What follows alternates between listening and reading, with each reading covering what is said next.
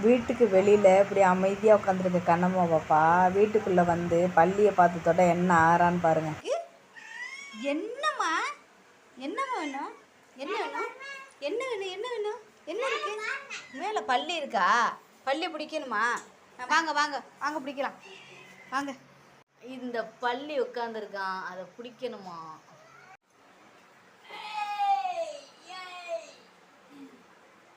ஒரு சேரை போட்டு ஏறுமா?